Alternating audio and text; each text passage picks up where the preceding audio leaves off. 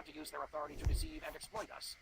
It is the American experience and experiment that the government works for us and not the other way around. We must not allow the government to continue treating the Constitution and our natural rights and our pursuits of happiness as minor speed bumps along its path to unlimited power, especially when its plans involve the sacrifice of American lives. Niccolo Machiavelli, the famous Florentine philosopher and political theorist, stated the following in his treatise entitled The Prince.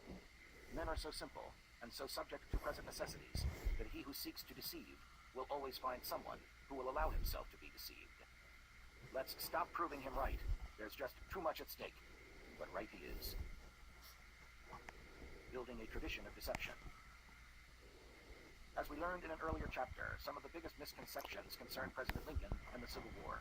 Lincoln was not the great emancipator. He did not oppose slavery. Before the Civil War, he rarely spoke about slavery. When he did, Lincoln stressed that the president was not constitutionally permitted to do anything about slavery, and suggested that if anything be done, the blacks should be shipped to Africa, whether forced to come here or born here. While working as a lawyer, Lincoln represented slave owners, and in that capacity he prosecuted fugitive slaves, returned them to their masters, and was paid handsomely for it.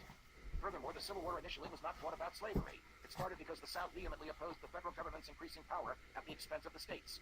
The tipping point occurred when the federal government, upon Lincoln taking office, passed a high tariff that benefited the North and harmed the South.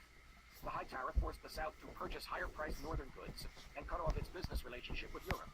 Lincoln did not introduce the abolition of slavery as a goal until 2 years into the war, and his Emancipation Proclamation was grossly ineffective. Lincoln did not attempt to free the slaves in the border states of Delaware, Kentucky, Maryland,